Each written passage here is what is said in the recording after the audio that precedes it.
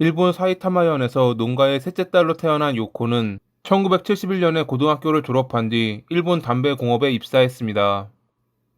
밝은 성격으로 성실하게 일했기에 주변에서 평가도 좋았고, 홀로 사시는 어머니에게도 자주 방문하며 효녀라고 불리기도 했던 요코. 홍기가 찼을 무렵 여러 곳에서 혼담 이야기가 나오기도 했지만 대부분 농가의 장남을 주선해 주었기에 그녀는 거절했습니다. 농가로 시집을 가게 되면 직장을 그만두어야 하는데 그녀는 일을 그만두면서까지 결혼할 생각은 없었거든요.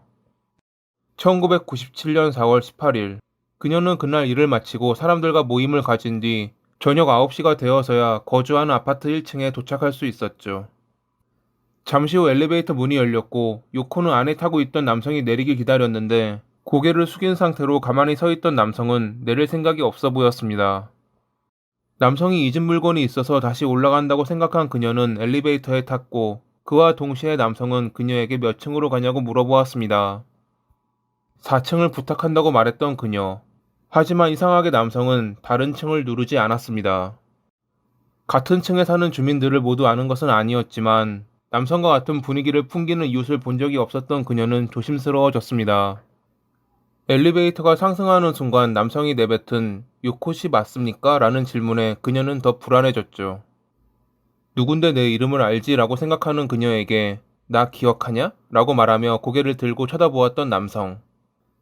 남성의 얼굴을 본 순간 그녀는 그를 알아보았습니다. 그는 7년 전 요코의 신고로 체포돼 교도소에 수감됐던 모치다라는 남성이었죠.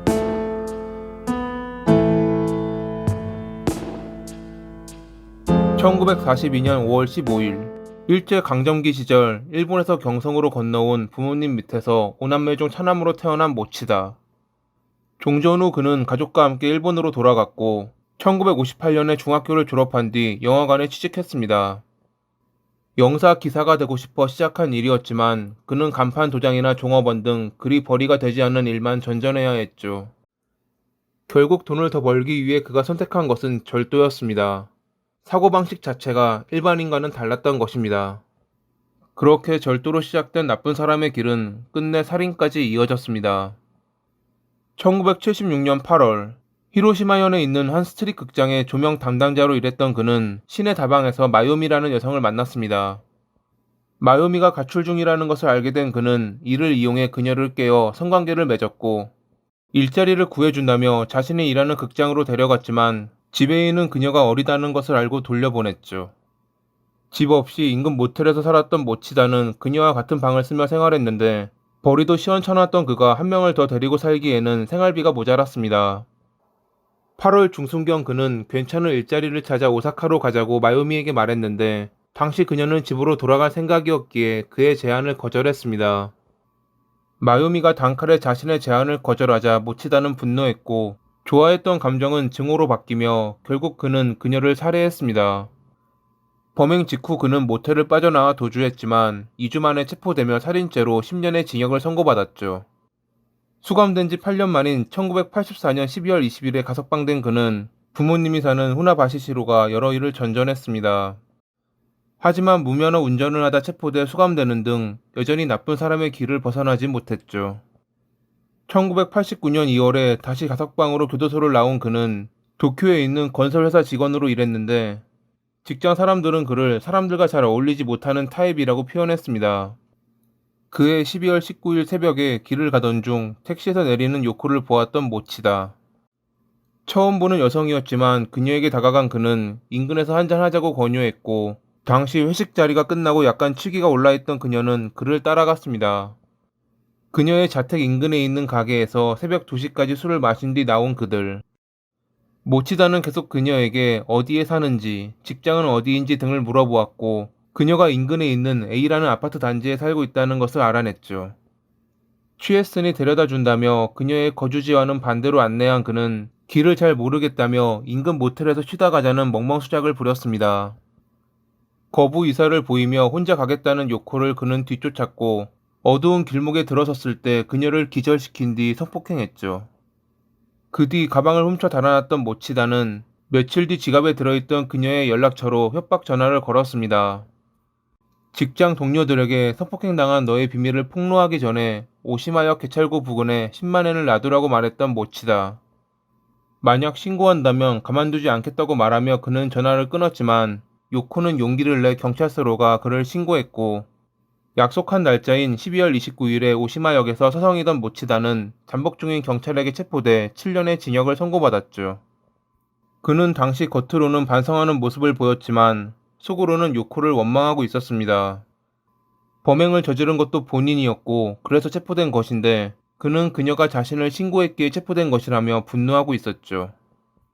게다가 수감 동료에게 그가 벌인 일치고는 7년이면 높은 형량이라는 말을 듣자 그는 자신을 이렇게 만든 요코에게 복수해야겠다고 다짐했습니다. 과거 자신의 전과 때문에 형량이 올라간 것이라는 걸 그는 인정하지 않았던 것이죠. 그는 이런 고통을 겪는 것은 신고했던 요코 때문이다. 나가면 반드시 살해하겠다라는 생각으로 7년의 세월을 보냈습니다. 그동안 성격도 더 거칠어져 항상 문제를 일으키며 13차례나 징벌을 받고 수감 생활 중 대부분을 독방에서 보냈다고 합니다. 1997년 2월 21일에 출소한 그는 도쿄로 돌아와 어머니의 집에 살며 설비회사의 일용직으로 일했습니다. 하지만 일은 그저 위장을 위한 것이었고 진짜 목적은 요코를 살해하는 것이었죠. 그는 과거 그녀가 말했던 A 아파트 단지의 우편함을 모두 확인했고 끝내 그녀가 사는 동과 호수를 알아냈습니다. 당시 2천 가구가 넘는 단지였기에 그는 의심받지 않기 위해 몇 날에 걸쳐 우편함을 조사하는 치밀함을 보였다고 합니다. 4월 13일에 흉기를 구입해 미끄럼 방지를 위해 손잡이에 테이프를 감는 등 범행을 준비하던 그는 18일 아침 6시 45분경 그녀의 아파트로 향했죠. 7시 30분에 비상계단에 숨어 요코가 출근하는 것을 기다리던 그는 그녀가 엘리베이터에 타기 전에 범행을 저지를 계획이었지만, 누군가 계단을 내려오는 소리가 들리자 목격자가 있으면 안 된다고 생각해 멈추었고 그녀가 퇴근할 때를 노리기로 계획을 바꾸었습니다. 그렇게 그날 저녁 9시 무렵 모치다는 요코와 엘리베이터에 함께 탔고 자신이 누군지 기억하냐며 숨겨둔 흉기를 꺼냈죠. 그와 동시에 4층에 도착한 엘리베이터의 문이 열리자 그는 자신도 모르게 시선을 돌렸고, 그 틈을 타 요코는 그에게 달려들어 흉기를 빼앗고 밀치며 엘리베이터에서 내린 뒤 큰 소리로 도움을 요청했습니다. 곧바로 모치다가 쫓아오자 당황한 그녀는 복도나 비상계단으로 도망가지 못한 채 벽을 등지며 몰리고 말았죠.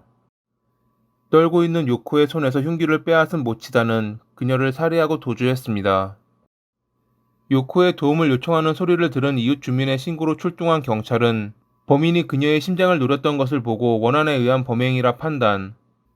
원한 관계를 조사하던 중 7년 전에 그녀의 신고로 수감됐던 모치다가 최근 석방됐다는 것을 알아냈죠.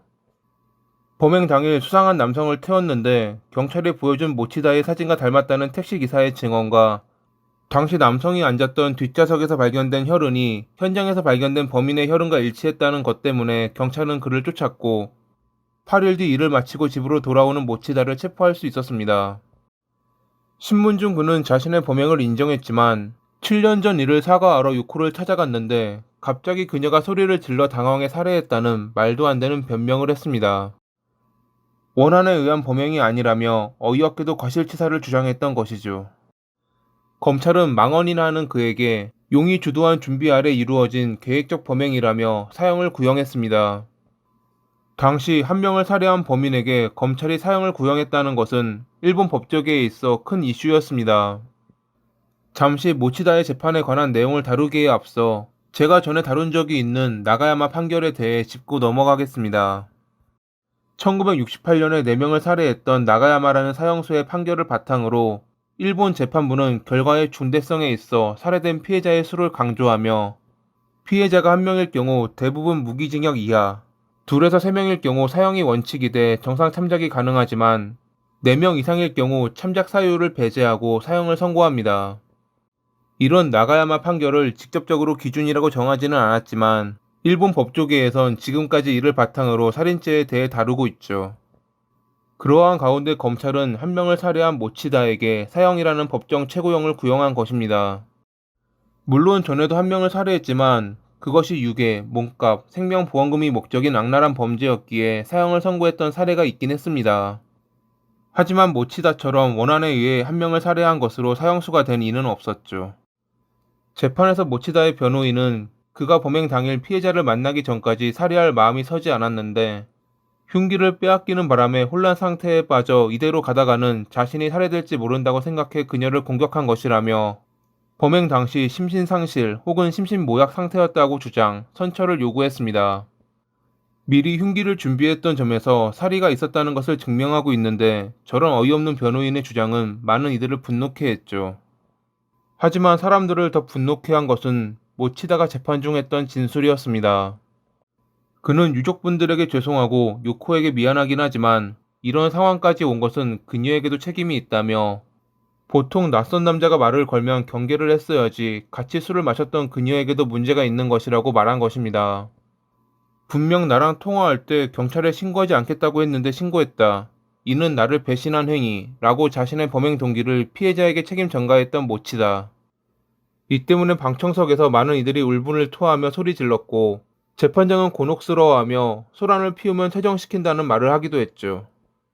뻔뻔스러운 모치다의 태도와 한 명을 살해했지만 사형을 구형했던 이슈 때문에 많은 여론의 관심이 쏠린 가운데 사건을 맡은 도쿄지방법원은 다음과 같이 말하며 무기징역을 선고했습니다. 본 건은 참으로 악질적인 사안이고 무거운 범죄임은 확실하지만 죄형의 균형에 관해서나 일반적인 예방 차원에서도 사형이 부득이한 사안이라 말할 수는 없기에 피고인에 대해서는 무기징역이 합당하다고 생각한다. 아마 재판부는 나가야마 판결을 바탕으로 이와 같은 선고를 했을 것입니다. 하지만 이에 굴하지 않은 검찰 측은 항소했고 2000년 2월 28일에 열린 항소심 선고 공판에서 도쿄고등법원은 다음과 같이 말하며 원심을 파기하고 사형을 선고하는 이례적인 모습을 보였습니다. 사형은 진정 부득이한 경우에 궁극적인 형벌로서 그 적용이 신중히 이루어져야 함은 당연하고 본 법원도 그러한 관점에서 심사숙고하였으나 앞서 언급한 모든 정황에 비추어 볼 때 그 죄책이 매우 중대하고 죄형의 균형에 관해서나 일반적인 예방 차원에서도 피고인에 대해서는 사형으로서 임하는 것도 부득이하게 판단되며 이와 결론을 달리하는 원심은 피고인의 반성 등을 피고인에게 유리한 입장에서만 지나치게 참고했기에 그 양형을 잘못 참작하였다. 살해당한 피해자는 한 명이지만 피고인의 죄책은 참으로 중대하고 특히 참작될 사정이 없는 한 사형을 선고할 수밖에 없다. 모치다는 판결에 불복하며 최고법원에 상고했지만 재판부는 2004년 11월 11일에 사형을 확정했습니다. 그로부터 3년 2개월 뒤인 2008년 2월 1일, 그는 교수대로 끌려가 65세의 나이로 생을 마감했습니다. 이 사건은 일본에서 많은 관심을 받으며 피해자와 신고자의 안전 보장에 관한 법률이 세워지는 계기가 됐습니다. 지금은 수감된 범죄자가 피해자에게 보복할 가능성이 있는 사건의 경우 범죄자의 석방 날짜와 거주지를 피해자에게 미리 공개한다고 합니다. 본인의 범죄를 피해자의 탓인 마냥 합리화하고 끝내 원한 범죄를 저질렀던 모치다. 그가 지옥에서 영원히 썩어가고 있길 바라며 이만 마칩니다. 끝으로 중간에 다뤘던 나가야마 판결 사건 내용이 궁금하신 분들은 오른쪽 위에 링크를 누르시거나 영상 마지막 혹은 댓글을 참조해주세요. 오늘도 시청해주셔서 감사합니다. 엔티가, 바부다, 레돈다의 세 개의 섬으로 이루어진 엔티가 바부다 공화국은 카리브해의 서인도 제도의 동북단에 위치한 인구 10만이 좀 안 되는 나라입니다. 과거 영국의 지배를 받았기에 영어가 공용어이고 세인트 존스 대성당과 아름다운 해변을 보러 많은 이들이 관광을 오기도 하는 이 섬. 언제나 평화로울 것 같던 이 아름다운 섬에 먹구름이 낀 것은 엔티가에 있는 호텔에서 발생한 한 여성의 추락사가 사실 살인이었다는 것이 밝혀진 1995년 5월 어느 날이었습니다.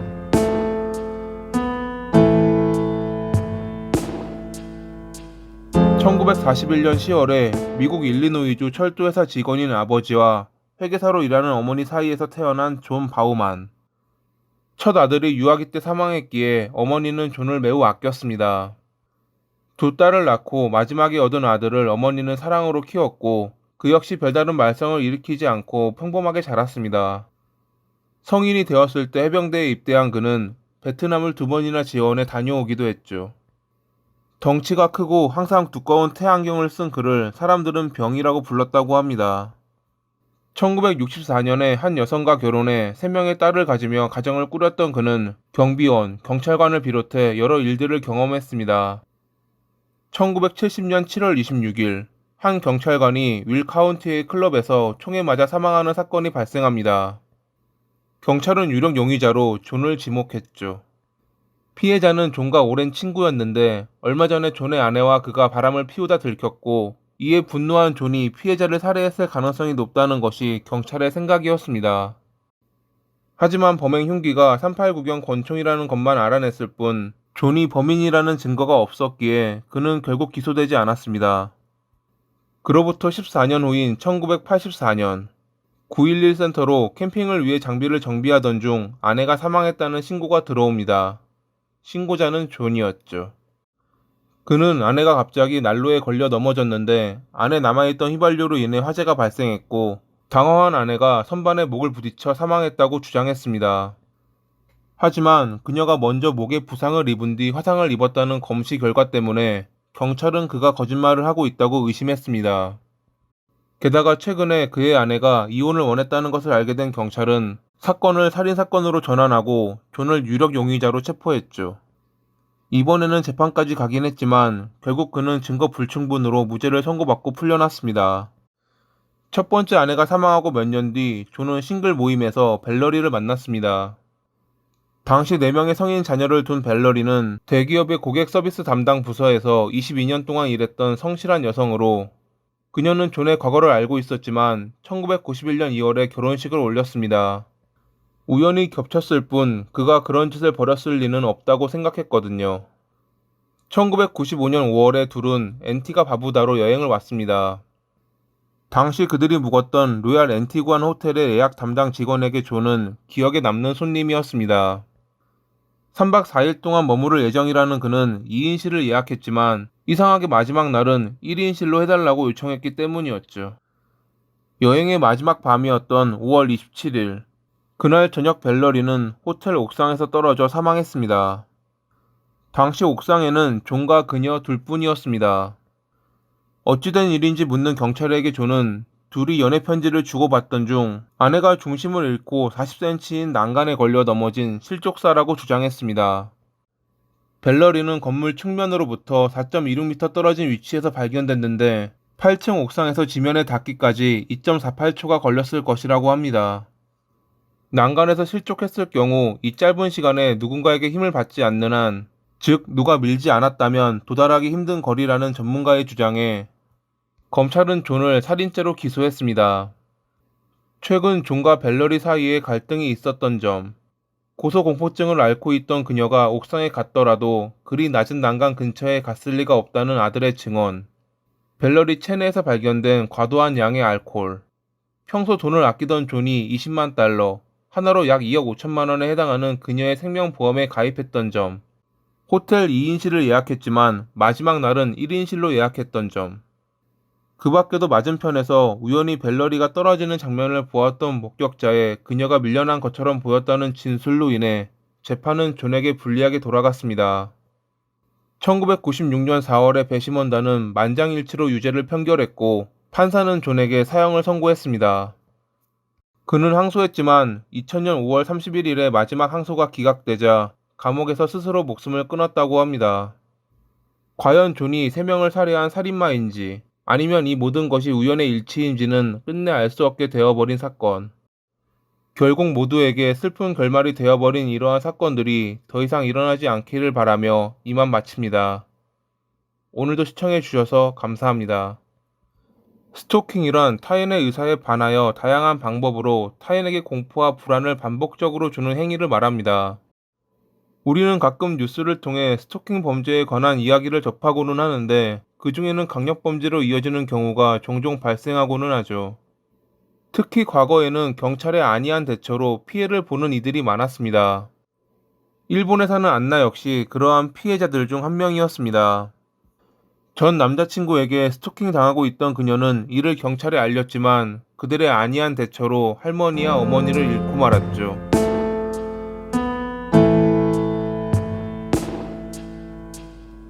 스토킹을 하는 사람의 경우 망상장애를 앓고 있는 경우가 많습니다. 망상장애는 쉽게 변경되지 않는 잘못된 믿음이 주는 망상이 주된 증상으로 색정형, 과대형, 질투형, 피해형, 신체형으로 나뉩니다. 그중 어떤 사람이 자신을 사랑하고 있다는 색적 망상이 심화되어 결국 스토킹으로 번지는 경우도 있습니다. 전 애인이 우린 서로 사랑하고 있는데 가족이 방해하고 있다라며 끈질기게 쫓아다니는 경우도 있죠. 1984년 11월에 태어나 어릴 때부터 가족과 지인들에게 주먹을 휘두르며 뭐든지 남 탓을 했던 츠츠이 고타라는 남성이 그런 경우였습니다. 그런 그가 안나와 만난 것은 2010년 9월.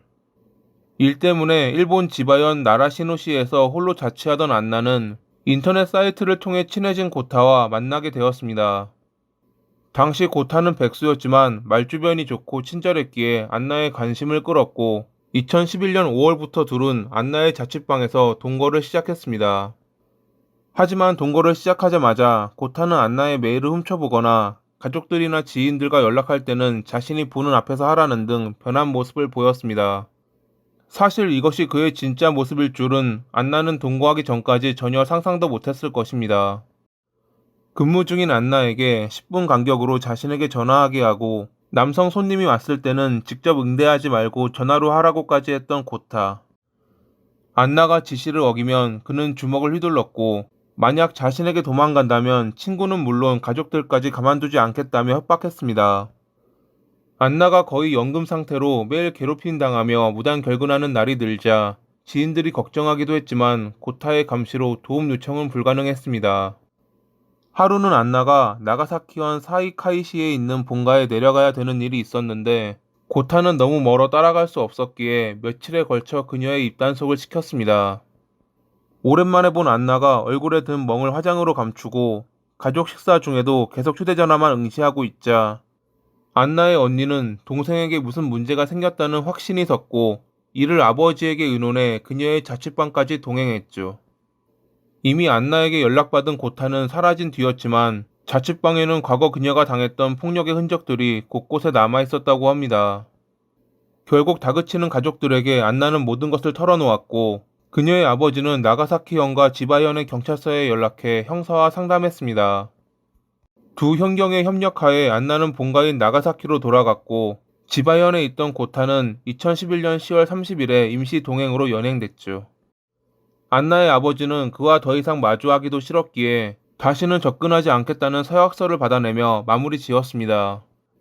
그렇게 끝이 났으면 그나마 다행이었겠지만 고타는 생각보다 집요한 남자였습니다. 경찰서에서 풀려난 다음날 그는 안나에게 자신의 충고를 무시했으니 두고 보자는 메일을 보냈죠. 이를 알게 된 그녀의 아버지는 나가사키현 경찰서에 전화했습니다. 그를 용서해 주려고 했지만 서약서의 내용을 지키지 않았기에 과거 딸에게 물리적 상처를 입혔던 상해죄로 신고하겠다고 말했던 안나의 아버지. 하지만 돌아오는 대답은 관할 경찰서로 연락하라는 말뿐. 피해자인 안나가 지금 본가가 있는 나가사키현에 머무르고는 있지만 피해를 본 장소는 지바현이었기에 거기로 전화를 하라는 것이었습니다. 지바현의 경찰서로 전화를 걸었지만 돌아오는 대답은 다르지 않았습니다. 피해를 본 장소가 지바현이 맞기는 하지만 피해자인 안나가 나가사키현에 있기에 그쪽 관할이라는 대답이었죠. 그러는 사이 시간은 흘러 11월 중순이 되었습니다. 고타는 지바현에 있는 안나의 지인들에게 그녀의 본가 주소를 알려주지 않으면 가족들을 가만히 두지 않겠다는 협박 메일을 보내고 있었죠. 이를 지바현 경찰서에 신고했지만 그런 메일로는 자신들도 어쩔 수 없다며 아무런 도움도 주지 않았다고 합니다. 고타가 지인들에게 협박을 하고 있다는 것을 알게 된 안나는 12월 6일에 아버지와 함께 지바현의 경찰서로 직접 찾아갔습니다. 상해 신고를 하러 왔다는 부녀에게 담당 형사는 인력이 부족하다며 일주일만 기다려주면 조사를 바로 진행하겠다고 답변했습니다. 어쩔 수 없이 부녀는 피해 신고의 수리를 기다리는 동안 안나가 자취했던 아파트에 머무르며 짐을 정리하기로 했습니다. 급하게 내려왔기에 미처 옮기지 못한 짐도 있고 계약이 끝나기까지 날짜가 남았기에 신고가 접수되기까지 기다리려 했던 것이죠. 12월 9일 저녁, 갑자기 울린 도어벨 소리에 부녀는 누구냐고 물었지만 어떠한 대답도 돌아오지 않았고 밖에는 아무도 없었습니다. 고타의 짓이 확실하다고 생각한 부녀는 불안해하며 경찰서에 신고했지만 전화를 받은 경찰관은 정확히 얼굴도 확인하지 않고 신고하면 접수가 어렵다며 이러한 불확실한 신고로는 자신들이 출동할 수 없다고 말했죠. 전화를 끊고 잠시 뒤 베란다에서 나는 소리에 놀란 부녀. 누군가 밖에서 작은 돌 같은 것을 던진 것이 분명했습니다. 다시 한번 부녀는 경찰서에 전화했고 어쩔 수 없이 출동한 경찰은 인근에서 배회하고 있던 고타를 발견할 수 있었죠. 하지만 경찰관이 취한 행동은 고타의 부모님에게 연락해 그를 데려가도록 하는 것이 전부였습니다. 너무 어이없는 행동에 안나와 그녀의 아버지는 따졌지만 경찰관은 담당 형사가 여행 중이라 어쩔 수 없다며 경찰서로 돌아갔습니다. 당시 담당 형사를 포함한 지바현 경찰서 생활안전과 12명 직원은 8에서 10일까지 홋카이도로 단체 여행을 간 상태였습니다. 인력이 부족하기에 일주일만 기다려 달라고 말했던 담당 형사는 사실 여행 전에 일하기 싫었던 것이었죠. 더 이상 지바현에 머무르면 고타에게 무슨 짓을 당할지 모른다고 생각한 부녀는 곧바로 나가사키현으로 내려왔습니다.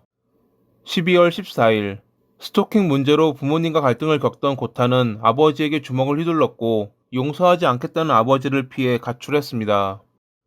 당시 그는 부모에게도 버림받았다. 이제 나에겐 안나밖에 없다. 그녀는 날 사랑하는데 가족들이 그녀를 데려갔다라고 생각하며 나가사키현으로 향했다고 합니다.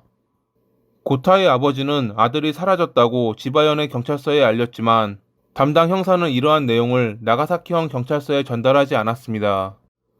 누가 봐도 고타가 안나를 찾아갈 가능성이 높았는데도 말이죠. 12월 16일 18시, 고타는 안나의 본가 유리창을 깨고 침입해 집안에 있던 그녀의 할머니와 어머니를 살해했습니다. 21시에 귀가한 안나의 오빠는 창문이 깨져 있는 것을 보고 인근에 사는 친척에게 도움을 요청했고 경찰에 신고한 뒤 무기를 들고 문을 열었던 그들은 마당에 있는 트럭 진칸에서 사망해 있는 안나의 할머니와 어머니를 발견했죠. 당시 안나와 그녀의 아버지는 볼일 때문에 자리를 비운 상태였기에 화를 피할 수 있었습니다. 다음날 경찰은 나가사키현 시내의 한 호텔에서 고타를 발견해 체포했습니다. 그는 혈흔이 묻은 흉기 2개를 소지하고 있었다고 합니다. 신문 중 자신의 범행을 자백하고 변호사를 통해 사과의 말을 전했다는 고타. 하지만 2012년 6월에 그는 잘 기억이 나지 않는다라고 말을 바꾸었고 첫 공판에서는 범행을 전면 부인했습니다. 변호사는 신문 중 고타가 형사에게 넌 사형이야 라는 등 위협적인 말을 들었다며 자백 조서가 협박에 의해 쓰인 것이라고 주장. 고타가 범행 현장에 가지 않았다는 것을 증명할 알리바이가 있고 경찰이 증거를 조작한 범행이라며 무죄라고 주장했지만 검찰은 확인 결과 알리바이는 거짓이었고 고타가 지니고 있던 흉기에서 피해자의 DNA가 나왔기에 그의 범행이 확실하다고 주장. 처음부터 범행을 계획한 계획범죄로 과거 다른 스토킹 범죄를 저지른 적이 있던 그가 결국 돌이킬 수 없는 범행을 저질렀고 만약 풀려난다면 안나를 비롯해 다른 무고한 시민들이 큰 위험에 처할 가능성이 높다며 사형을 구형했습니다. 2013년 6월 14일, 재판부는 고타에게 사형을 선고했습니다. 모든 물적 증거가 그를 범인으로 가리키고 처음 신문 당시 자발적으로 범행을 자백, 범행 당시 상황을 구체적으로 말한 것에 신빙성이 높다며 말이죠. 망상장애, 인격장애가 있지만 형사 책임 능력이 있음이 분명하고 아무 죄 없는 2사람의 목숨을 강탈한 책임은 무겁다는 것이 선고 이유였습니다. 선고 당일 고타는 항소했지만 2016년 7월에 최고재판소는 항소를 기각하며 그의 사형을 확정했습니다. 그는 지금도 사형소 감방에서 형이 집행될 날을 기다리고 있습니다. 이 사건으로 당시 여행 간다고 조사를 미뤘던 담당 형사를 포함 총 21명이 직무 태만으로 처벌받았다고 합니다. 사전에 범행을 막을 수도 있었기에 더 안타까웠던 사건. 안이하게 대응했던 그들은 결과적으로 고타의 범행을 도운 공범이나 마찬가지입니다. 물론 이 순간에도 자신의 자리에서 맡은 바 최선을 다하는 이들이 있다는 것을 믿어 의심치 않습니다. 그런 분들의 노고에 감사를, 그렇지 아니한 이들에게는 경각심이 생기기를 바라며 이만 영상 마칩니다. 오늘도 시청해주셔서 감사합니다. 모두스 오페란디, 직역하면 범죄 수법이라는 뜻의 이 라틴어는 범죄를 논하거나 범죄자들이 사용하는 방법을 다룰 때 자주 사용하곤 합니다. 연쇄 범죄의 경우 경찰은 범인의 습관, 범행 도구, 피해자의 공통점 등을 중점으로 수사를 진행하며 용의자를 선정합니다. 범죄자 프로파일링에도 사용되며 범인의 심리에 대한 단서를 찾는 데 도움을 주는 경우도 많기에 범죄 수사에는 모두스 오페란디가 중요하죠. 하지만 간혹 무차별적으로 범죄를 저지르는 범죄자에게는 이 모두스 오페란디가 오히려 용의자 선정을 어렵게 만들고는 합니다. 이탈리아 역사상 최악의 연쇄살인범이라고 불린 도나토 빌린시아가 그런 경우였습니다. 그는 그저 그날 기분에 따라 살인을 저질렀던 나쁜 사람이었죠.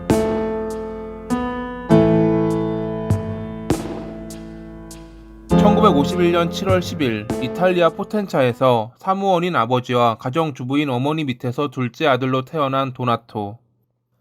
3년 뒤 그의 가족은 리구리아로 이사를 했고 몇 년 뒤 도나토는 초등학교에 다니며 평범한 어린 시절을 보내는 듯 했습니다. 하지만 아버지와 어머니의 관계가 나빠지며 자주 싸움이 일어났고 그들은 자신들의 스트레스를 훈육이라는 명목으로 자식들에게 풀기 시작했죠. 자신이 정한 규칙에 조금이라도 어긋난 행동을 하면 형과 도나토를 구타했던 아버지. 도나토가 오줌을 싼 이불을 마을 사람들에게 보여주며 그에게 창피를 준 어머니. 특히 수치심을 불러일으켰던 어머니의 행동은 도나토에게 있어 큰 고통이었습니다. 후에 정신과 의사에게 그는 당시 심정을 다음과 같이 표현하기도 했죠. 수치심에 나는 죽은 것과 마찬가지였지. 왜냐하면 2명의 딸을 가진 한 남자가 내가 사는 아파트 앞에 살았거든. 가끔 난 밤에 일어나곤 했어. 혹시 이불에 또 실례를 한 것은 아닐까 하는 불안감 때문에. 그러다 진짜 이불을 적신 날에는 어머니에게 들키지 않기 위해 이불을 말리려고 노력했지. 그래도 당시 그는 학교 생활을 잘 해나갔습니다. 초등학교까지는 반에서 상위권에 들 정도로 성적도 좋았죠. 하지만 중학생이 되었을 때 그는 돈에 집착을 보이며 변해가기 시작합니다. 학업은 뒤로 미루고 돈을 갖고 싶다는 욕망을 채우기 위해 나쁜 사람들과 어울려 강도질을 하기 시작한 것입니다. 어느 날은 아버지에게 걸려 심하게 구타를 당하기도 했지만 한 번 들인 나쁜 버릇은 쉽게 고쳐지지 않았습니다. 오히려 부모님의 눈을 피해 집에 있는 물건을 팔거나 부모님의 지갑에서 들키지 않을 정도의 소액을 훔치기도 했죠. 그가 이렇게 강도질을 했던 이유는 매춘과 도박 때문이었습니다. 그렇게 청소년기를 쓸모없이 허비하며 고등학교를 중퇴했던 도나토는 기계공, 바텐더, 배달원 같은 여러 일을 했지만 여전히 강도질을 멈추진 않았습니다. 강도질을 하다 걸려 체포되기도 했지만 미성년자였기에 끽해야 2개월 동안 소년원에 다녀왔을 뿐 별다른 벌도 받지 않았던 도나토. 성인이 된 후에도 그의 강도질은 멈추지 않았고 심지어 프랑스에서도 강도질을 하다 체포되며 2년 6개월의 징역을 선고받기도 했습니다. 도나토는 여전히 강도질을 하며 모은 돈으로 매춘과 도박에 빠져 있었지만 그는 당시를 모든 것이 잘 되던 시기라고 표현했습니다. 강도 및 정신병력에도 불구하고 이상하게 47살이 되기까지는 폭력 전과가 없었던 도나토. 그저 잡범에 불과한 강도질만 하던 그가 어쩌다 이탈리아 역사상 최악의 연쇄살인범이 되었던 것일까요? 이에 대해 그는 형제라고 여길 정도로 친했던 친구의 배신 때문에 모든 것이 시작됐다고 주장했습니다. 1997년 10월 어느 날, 그날도 불법 도박장에서 주사위를 굴리고 있던 도나토에게 절친인 모리지오가 다가와 좋은 도박장을 알았다며 그를 꼬드겼습니다. 그렇게 그의 안내를 받아간 도박장에서 카드게임을 하게 된 도나토는 승승장구하며 짧은 시간에 많은 돈을 따게 됩니다. 많은 돈을 딴 그는 술집으로 가 모리지오와 술 한잔을 하며 자신의 승리를 자축했습니다. 다음 날도 또 다음 날도 도나토의 발걸음은 모리지오가 소개해준 도박장으로 향했습니다. 하지만 첫날과는 달리 갈수록 그는 돈을 잃기 시작했고 어느덧 그가 잃은 돈은 하나로 약 3억 원에 달했습니다. 자신의 운을 한탄하며 도박장 안쪽에 있는 화장실로 향했을 때 봤지? 내가 봉을 데려온다고 했잖아 라는 목소리를 듣고 그는 굳어버렸습니다. 그 목소리는 자신의 절친인 모리지오의 목소리였죠. 모리지오는 도박장 주인인 조르지오와 짜고 도나토를 테이블에 앉혀 조작된 카드로 돈을 땄던 것입니다. 자신이 절친에게 배신당했다는 사실을 알게 된 도나토는 집으로 돌아와 울며 밤을 새웠다고 합니다. 다음날 자신을 여전히 친구처럼 대하는 모리지오를 보며 그의 증오는 걷잡을 수 없이 커졌고 순간 내면에서 그를 죽이라는 소리를 들었습니다. 후에 체포된 도나토는 신문 과정에서 자신의 몸에는 A와 B라는 두 인격이 있는데 첫 살인을 하기 전까지는 A가 B를 잘 통제했지만 자신이 살인을 저지른 몇 달 동안은 B가 A를 통제했다고 밝혔습니다. 그렇게 그는 내면의 또 다른 존재인 비의 목소리에 귀 기울이며 자신을 배신했던 모리지오와 도박장 주인인 조르지오를 죽이고자 마음먹었습니다. 1997년 10월 14일 새벽 4시, 차에서 내려 자신의 아파트로 들어가려는 조르지오에게 총을 들이밀며 그의 집안으로 함께 들어간 도나토는 우선 그를 결박했습니다. 조르지오가 살던 건물은 낡았기에 방음이 잘 안 될 거라 생각한 도나토는 총 대신 테이프로 그의 입과 코를 막아 살해했습니다. 그대로 조르지오의 시신을 내버려 둔 채 아파트를 빠져나온 도나토는 모리지오의 집 앞으로 가 그가 나타나기를 기다렸습니다. 잠시 후 모리지오를 발견하고 시계 수집가였던 그에게 멋진 시계를 보여준다며 함께 그의 집으로 들어갔던 도나토는 주머니에 숨겨둔 총을 꺼냈습니다. 그렇게 모리지오와 아무것도 모른 채 자다 일어난 그의 아내를 살해한 도나토는 금고에서 현금을 훔쳐 달아났습니다. 이때부터 그는 자신의 내면에 있던 B가 A를 통제하며 살인에 대한 충동을 갖게 됐다고 주장합니다. 10월 27일에 주변 아파트를 돌아다니던 그는 한 남성을 협박해 집 안으로 들어갔고 남성과 그의 아내를 살해한 뒤 돈을 훔쳐 달아났습니다. 두 번째 범행과 비슷해 보였던 세 번째 범행.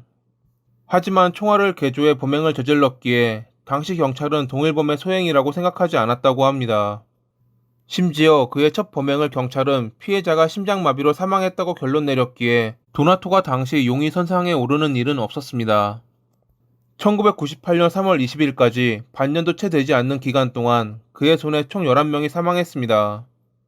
강도질 중 옆에 있던 여성이 소리를 질러서, 야간 경비원이 맘에 들지 않아서, 매춘부가 자기를 무시해서 살인을 저질렀다는 도나토. 이때까지도 모두스 오페란디가 일치하지 않았기에 경찰은 동일범의 소행일 것이라고는 생각지 못했다고 합니다. 그나마 그가 한 매춘부를 살해할 때 자신의 DNA 증거를 현장에 남기기는 했지만 다른 범행 현장에는 별다른 증거가 없었기에 더 관련짓기 어려웠을 것입니다. 3월 24일에 그는 한 여성에게 총을 들이밀며 협박하던 도중 순찰하던 경비 2명에게 들키자 그들을 쏘고 도주했습니다. 하지만 운 좋게 살아남은 여성의 증언을 토대로 도나토의 첫 몽타주가 만들어졌고 그렇게 경찰은 그에게 한 발짝 다가갈 수 있었습니다. 여성을 죽이고 싶다라는 이유로 4월 12일에 제노바에서 베네치아로 가는 열차에 올라탔던 도나토는 기차 안을 둘러보고 있었습니다. 그러던 중 그는 한 여성을 발견했고 그녀가 화장실로 가는 틈을 노려 살해한 뒤 물건을 훔쳐 달아났습니다. 며칠 뒤 그는 다른 열차에서 비슷한 범행을 저질렀고 이것 때문에 사람들은 열차 살인마가 나타났다며 경찰의 대응과 허술한 치안에 불만을 표했습니다. 이러한 반응이 언론을 타고 전국에 보도되자 경찰의 수사가 강화됐지만 여전히 그는 범행을 멈추지 않았습니다. 4월 20일에 차를 타고 가다 주유소에 들러 기름을 넣은 뒤 주유소 직원을 살해하고 달아났던 도나토. 경찰도 그동안 놀고 있었던 것은 아니었습니다. 살인 사건이 일어난 장소 인근에서 도나토가 몇 번 목격됐고 범인의 몽타주와 닮았던 점 등을 들어 그를 계속 주시했던 형사. 열흘 동안 그를 미행하던 형사는 그가 버린 담배꽁초와 커피잔을 연구소로 보냈고 현장에서 발견된 범인의 DNA와 그의 DNA가 일치한다는 결과를 얻을 수 있었죠. 그렇게 1998년 5월 6일에 도나토는 자신의 집에서 체포됐고 8일 뒤 17건의 살인을 자백했습니다. 당시 그를 신문했던 형사는 그가 그렇게 많은 사건과 연관돼 있을 줄은 전혀 예상하지 못했다고 합니다. 2000년 4월 12일에 열린 재판에서 판사는 그를 절대 석방해선 안 된다고 말하며 종신형 13개와 추가로 징역 20년을 선고했습니다. 당시 이탈리아 국민들에게 큰 충격을 주었던 도나토의 이야기는 2003년에 영화로 개봉되기도 했습니다. 모든 것의 해결책은 나의 죽음이라고 확신한다. 그저 조용히 죽고 싶다. 라고 말했던 도나토는 2020년 12월 17일에 코로나로 인해 감옥에서 사망했습니다. 끝까지 자신의 범행에 대한 사죄나 어떠한 뉘우침도 보이지 않았던 그가 지옥에서 영원히 고통받고 있기를 바라며 이만 글을 마칩니다. 오늘도 시청해주셔서 감사합니다.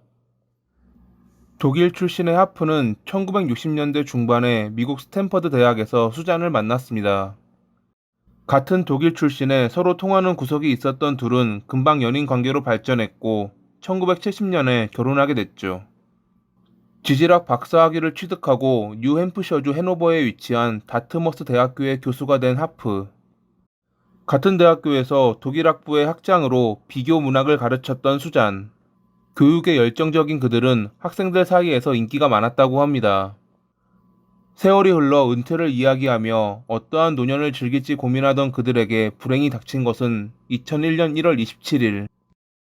그날 저녁에 그들의 지인 메리와 플랜더는 저녁을 먹기 위해 하프의 집에 방문했습니다. 문을 두드렸으나 안에서 아무런 소리가 들리지 않자 이상함을 느꼈던 메리. 몇 번 더 두드렸지만 여전히 안에서 들려오는 대답은 없었습니다. 하프와 수잔은 약속, 시간관념을 중시했기에 이상하다고 생각한 메리는 문이 잠기지 않았다는 것을 알아차렸습니다. 무언가 잘못됐다고 생각하며 문을 열고 들어갔지만 이미 하프와 수잔은 사망해 있는 상태였죠.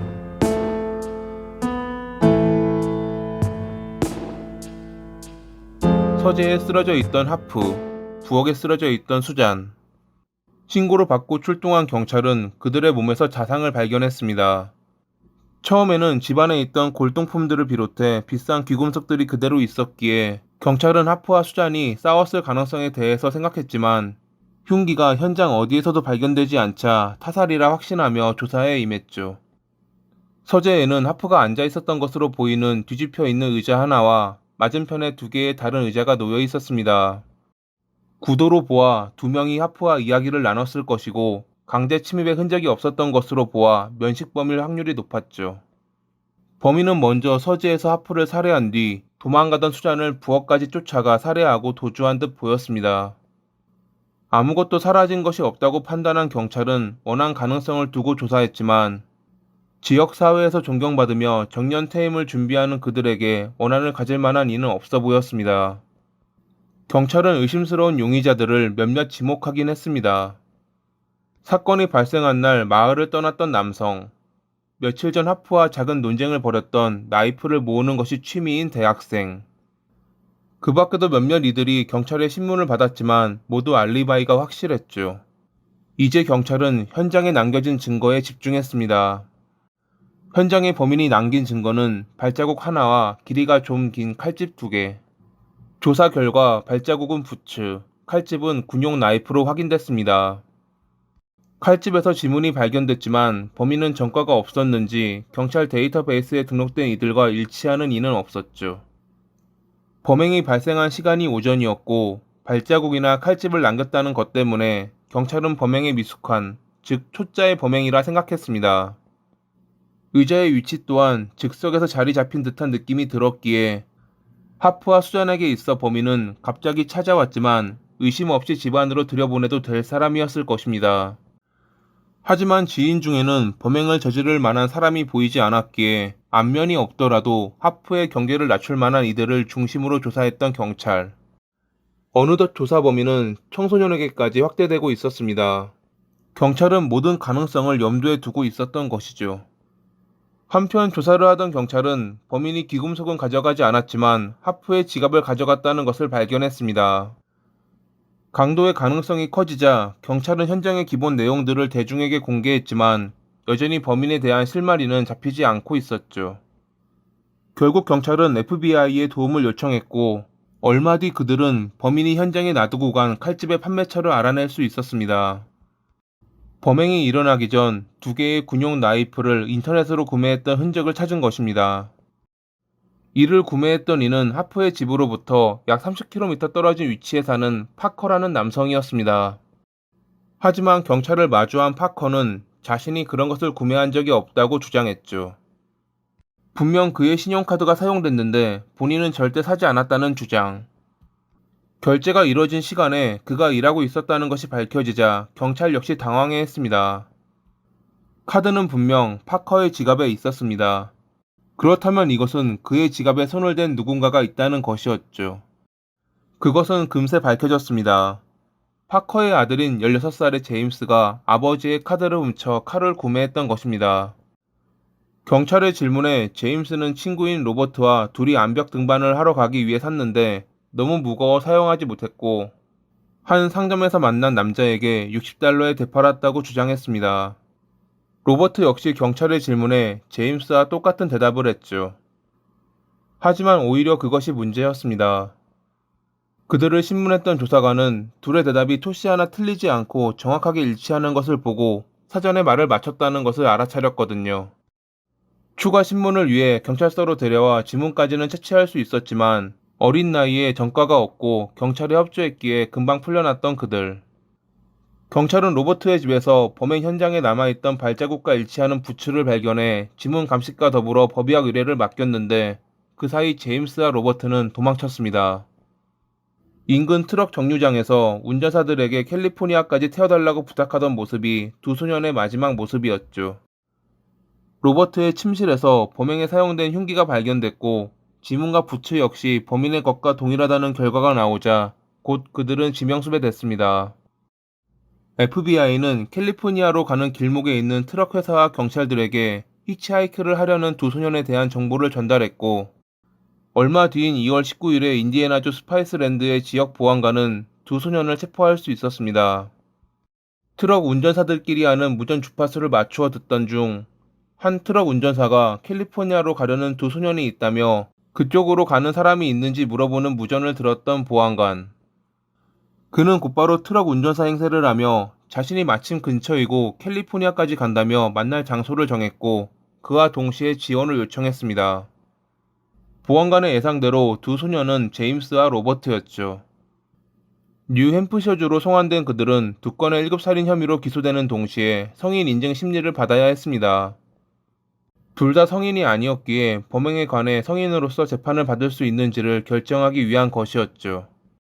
그 사이 여러 차례 신문이 진행됐는데 그들의 범행 동기를 알게 된 조사관은 너무도 어처구니 없었습니다. 지루한 삶에 지쳐 네이비실과 같은 특수부대에 들어가고 싶었지만 거기서 받는 훈련, 단체 생활은 마음에 들지 않았던 그들. 그들은 자신을 특별한, 자유로운 사람이라고 여겼습니다. 끝내 도달한 결론은 땅이 넓고 범죄에 취약한 호주로가 하이제킹, 강도 같은 범행을 저지르고 자유롭게 살아가는 것. 호주로 가려면 충분한 경비가 필요했기에 그들은 미리 범행을 연습할 겸 강도질을 시도했다고 합니다. 6개월 동안 4차례 버몬트주와 뉴햄프셔주에 있는 주택에 침입해 강도질하려 했지만 매번 실패. 그들의 방식은 차가 고장났다고 문을 두드려 집에 침입하는 것이었는데 4번 다 집주인들의 경계로 실패했던 것이었죠. 5번째로 목표를 잡은 것이 고급 주택가에 있는 하프 교수의 집이었습니다. 환경 공부를 하는 학생인데 수업 프로젝트를 위한 질문이 있다는 그들을 교육열 넘쳤던 하프는 안으로 안내했고 그런 변을 당했던 것이었죠. 그의 지갑을 훔쳐 달아났고 뒤늦게 칼집을 두고 온 것이 생각나 돌아갔더니 경찰이 이미 와있던 상태라 집으로 돌아와 말을 마쳤지만 노련한 FBI와 경찰의 조사에 금방 들통나며 결국 체포된 제임스와 로버트. 재판은 생각보다 그리 오래 걸리지 않았습니다. 변호사는 뻔한 레파토리인 정신 이상을 주장했지만 씨알도 안 먹혔고 재판부는 제임스에게 25년의 징역을, 로버트에게는 가석방 없는 종신형을 선고했죠. 제임스의 경우 로버트에게 불리한 증언을 하는 대가로 2급 살인죄를 인정받았다고 합니다. 모범수였던 제임스는 2019년에 가석방 신청을 했지만 2021년 6월에 철회됐고 그의 석방일인 2024년 5월이 되기를 기다리고 있습니다. 로버트의 경우 2012년 미국 대법원에 청소년 범죄에서 가석방 없는 종신형은 위헌이라는 판결 때문에 뉴햄프셔 법원은 그의 판결을 재검토하라고 명령했습니다. 여담으로 선고 당시 제임스는 눈물을 흘렸고 로버트는 고개를 숙인 채 아무 말도 하지 않았다고 합니다. 나이가 어리다고 모든 범죄가 용서되는 것이 아니라는 걸 재판받고 나서야 알며 후회했던 제임스와 로버트. 무엇을 행하든 본인의 자유지만 그것이 타인의 자유에 해를 끼쳐선 안 되고 모든 행동에는 책임이 따른다는 것을 깨달았을 그들이 반성하며 살아가길 바랍니다. 물론 지옥에 꼭 떨어지는 것은 잊지 말고요. 오늘도 시청해주셔서 감사합니다. 미국에 사는 테라와 그녀의 딸 트리씨는 모녀 관계이자 떼려야 뗄 수 없는 비즈니스 파트너였습니다. 둘은 같은 미용실, 네일샵, 심지어 병원까지도 같이 다니는 매일 아침부터 저녁까지 함께 시간을 보낼 정도로 친한 사이였죠. 처음에는 여러 집을 돌아다니며 속옷 방문 판매를 하던 그녀들은 1987년에 유명 화장품 회사의 판매원이 됐고 그 뒤로 많은 돈을 벌어들였습니다. 상품의 내용만 바뀌었을 뿐 여전히 방문 판매한다는 것은 똑같았지만 다른 점이 있다면 그녀들이 들어간 회사가 다단계 회사라는 것이었습니다. 앞문에서 거절하면 뒷문으로 간다라는 마음가짐으로 끈질기게 방문 판매하며 많은 수익률을 올렸던 것도 있지만 모르몬 교인이었던 그녀들은 다른 신자들을 비롯해 아는 지인까지 끌어들여 판매한 금액의 일부를 그녀들이 정산받았기 때문에 많은 돈을 벌었던 것입니다. 얼마 안 가 그녀들이 회사로부터 받게 된 배당 금액만 해도 매달 약 4만 달러, 하나로 약 4,800만 원에 해당하는 금액이었습니다. 그렇게 모녀는 부유한 삶을 살며 행복한 나날은 지속될 것 같았습니다. 1991년 2월 23일, 트리시가 살해당하기 전까지는 말이죠.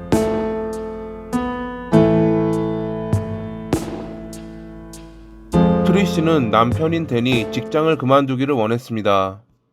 댄 역시 국제항공 우편회사의 지역 매니저로 괜찮은 월급을 받고 있었지만 트리시는 자신이 더 많은 돈을 버니 그에게 일을 그만두라고 부추겼죠. 그 당시 댄은 아내를 잘 설득하며 일을 계속할 수 있었지만 대신 가사 비중이 커질 수밖에 없었고 이것에 대해 서로에게 그리 큰 불만은 없어 보였습니다. 아이까지 입양하며 행복한 나날을 보내던 그들. 하지만 어느 날부터 댄은 지금의 생활에 불편함을 느끼기 시작합니다. 댄은 파티와 술을 좋아했지만 아내 대신 아이들을 돌봐야 했기에 예전만큼 좋아하는 것들을 즐기진 못했고 점점 그러한 불만들이 쌓였던 것이죠. 그는 그러한 스트레스를 다른 여성에게 추파를 던지며 풀었습니다. 평소 알고 지내던 여성들에게 치근덕거리는 것은 기본이었고 처음 보는 여성에게도 아무 이유 없이 윙크하거나 갑자기 포옹하기도 했던 댄. 트리시가 일하는 시간에 애들을 가정부에게 맡긴 뒤 여성들을 만나러 다녔던 그는 1989년에 예세니아 파티노라는 여성과 불륜을 저지릅니다. 당시 댄의 직장 동료들은 그가 사무실에서 파티노와 통화하는 모습과 통화가 끝나면 향수를 뿌린 뒤 그녀를 만나러 가는 모습을 자주 보았습니다. 일보단 애인 만나는 것에 우선인 댄을 당연히 직장에선 좋아할 리 없었고 결국 1990년에 그는 해고 통보를 받게 됩니다. 그렇게 그는 매번 직장을 그만두고 가사를 하라는 아내의 말에 수긍한 척하며 해고당한 것을 속이고 일을 그만두었습니다. 댄은 여전히 파티노와 함께 아내 몰래 불륜을 즐기고 있었죠. 그의 불륜을 지인들은 대부분 알고 있었습니다. 하지만 지인들이 한 가지 알아차리지 못했던 것은 파티노가 트랜스젠더라는 것이었습니다. 댄은 한 친구에게 파티노가 밤일을 잘한다고 자랑했기에 그가 그 사실을 모를 리 없었겠지만 지인들은 파티노를 여성이라 보았기에 좀 놀라웠다고 합니다. 해고당하기 전 사무실에 파티노에게 받은 함께 찍은 사진도 전시해 두었던 댄. 사진 뒷면에는 내 미래의 남편인 댄에게라는 글이 새겨져 있었습니다. 심지어 댄은 약혼 반지라며 다이아몬드 반지를 구입하기도 했죠. 대놓고 불륜을 저지르고 다니는 그들의 관계는 결국 트리시에게 들켰습니다. 남편의 불륜을 알게 된 트리시는 심지어 그가 아이들을 데리고 파티노의 집에 가기도 했다는 것에 분노했습니다. 하지만 자신의 신앙 때문인지 아니면 남편이 변할 수 있다고 믿기 때문인지 트리시는 그런 남편에게 불륜을 끝내라며 용서했다고 합니다.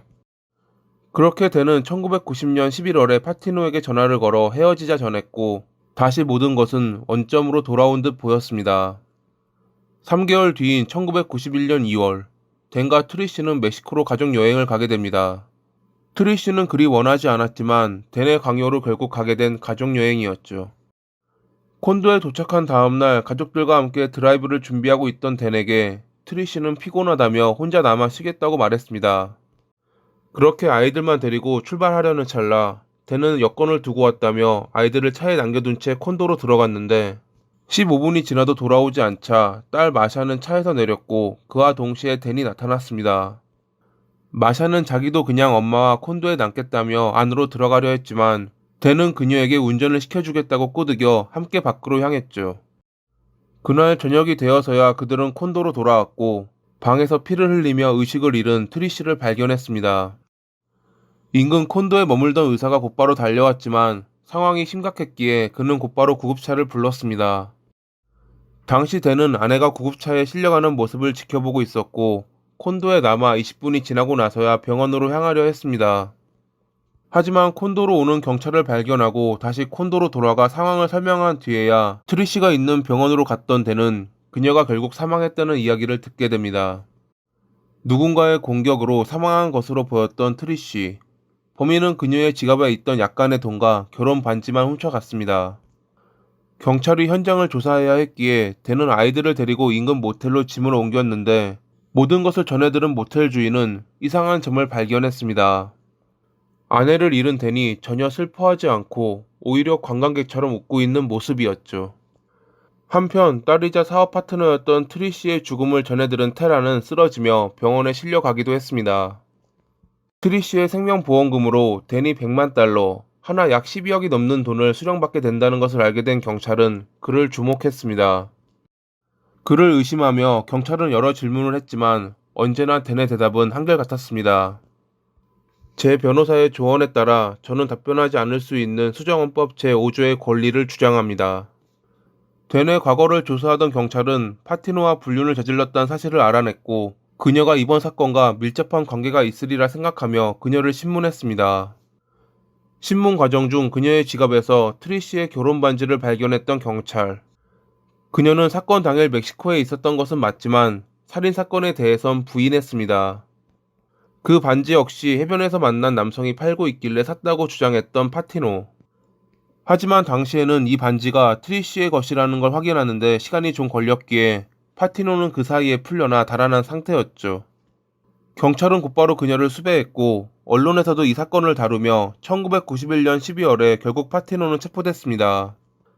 파티노는 댄과 공모해 그들이 멕시코로 가족여행을 갔을 때 콘도에 몰래 들어가 홀로 남겨진 트리시를 살해했던 것이라 자백했기에 댄 역시 다음날 체포됐습니다. 이에 대해 댄은 자신은 전혀 모르는 일이라며 무죄를 주장했지만 범행을 저지른 파티노의 자세한 자백이 증거로 인정되며 댄은 사형을, 파티노는 35년의 징역을 선고받았습니다. 하지만 8년 뒤 파티노는 자신의 단독 범행이라며 자백을 번복했죠. 저는 더 이상 그와 함께하고 싶지 않았습니다. 저는 그가 제 것이 되길 바랬죠. 라고 말하며 댄을 절망에 빠뜨리기 위해 거짓말을 했다는 파티노.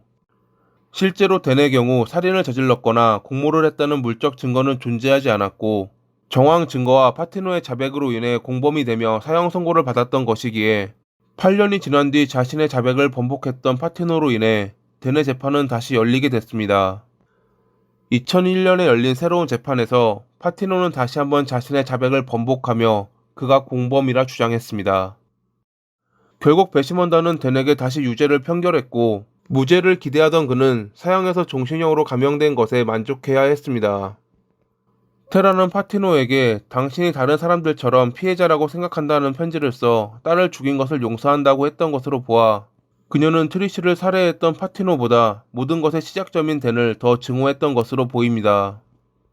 사건을 맡았던 변호사는 후에 댄의 관점에서 살인 이야기를 재조명하고 그가 중년의 위기, 무분별한 불륜, 그리고 잘못된 시간에 잘못된 장소에 있던 것에 대해서만 유죄일 수 있다는 내용의 책을 출간하기도 했습니다. 2018년 11월 20일에 댄은 교도소에서 생을 마감했습니다. 자연사였다고 합니다. 파티노의 두 번이나 반복된 주장처럼 댄이 공범인지 아니면 그녀의 독단 범행인지는 이제 와서는 정확히 알 수 없기에 항상 이런 사건은 피해자만 억울한 현실입니다. 항상 자신을 위해 남에게 피해를 주는 나쁜 사람들이 사라지길 바라며 이만 글을 마칩니다. 오늘도 시청해주셔서 감사합니다. 일본 부동산 감정사인 아사쿠라 코지로는 최근 경매로 낙찰받은 부동산 때문에 골머리를 앓고 있었습니다. 1억엔 하나로 약 10억 원의 빚을 지고 무리하게 자금을 끌어 낙찰받았기에 빨리 다른 이에게 팔아 차익을 내야 하는데 월세를 내고 거주하고 있는 가족들이 나갈 생각이 없어 보였던 것입니다. 이미 판매처도 확보해둔 상태였기에 그는 더 애가 탔습니다. 매매 때문에 임대차 계약을 갱신할 수 없어서 주는 보상금인 입퇴료를 높여준다고 해도 거주자인 아키라는 계약 만료일까지는 나가지 않겠다고 고집했습니다.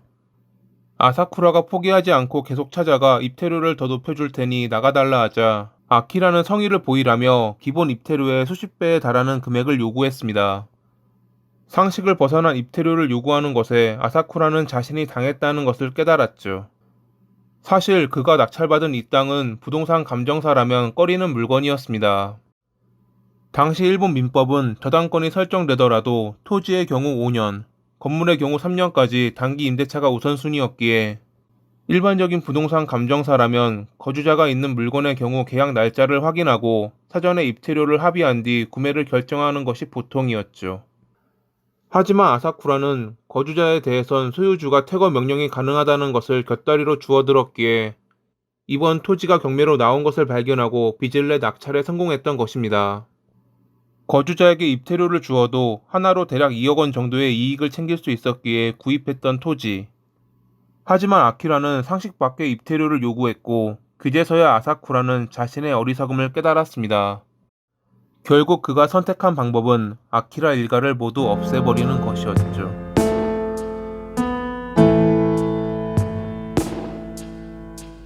1935년 3월에 일본 아키타현에서 6남매 중 장남으로 태어났던 아사쿠라. 당시 그의 가문은 현 내에서 축산업을 경영했던 자산가 집안이었습니다. 그의 아버지는 젊었을 때부터 야쿠자와 관계를 맺었고, 시비가 붙어 싸울 때는 일본도를 휘두를 정도로 막 나가는 성격이었다고 합니다. 자신의 사업뿐만 아니라 시장에 있는 상인들에게 관리비, 일명 보호비를 받으며 마치 왕처럼 군림했던 그의 아버지. 아버지의 이러한 행포는 당연히 가족들에게도 영향을 주었고, 아사쿠라는 그런 아버지에게 절대 복종하며 자랐습니다. 1954년 4월에 아버지의 백으로 아사쿠라는 일본 대학 법학과에 들어갔지만 본인의 실력으로 가지 않았기에 공부는 따라가기 힘들었고, 어찌어찌 졸업한 뒤 경제학과 3학년으로 편입했지만 이 역시 자기와 맞지 않았는지 바로 자퇴했습니다. 대학 시절에 만난 하숙집 딸과 1959년에 결혼했고 평범하게 회사원이 됐지만, 그가 일으킨 교통사고로 피해자가 사망해 1년도 안 되어 사직했던 아사쿠라. 그의 인생은 어느 것 하나 제대로 풀리는 것이 없었습니다. 1960년에 아버지가 지병으로 사망하며 회사를 이어받았지만 친인척과 유산을 둘러싼 다툼으로 골머리를 앓아야 했죠. 그해 12월에 아사쿠라는 예전부터 사이가 좋지 않았던 동생과 말다툼 끝에 흉기로 상처 입혔고, 1년 뒤에는 재산 다툼이 몸싸움으로 번져 동생의 눈을 실명시키며 살인 미수죄로 징역 3년의 실형을 받기도 했습니다.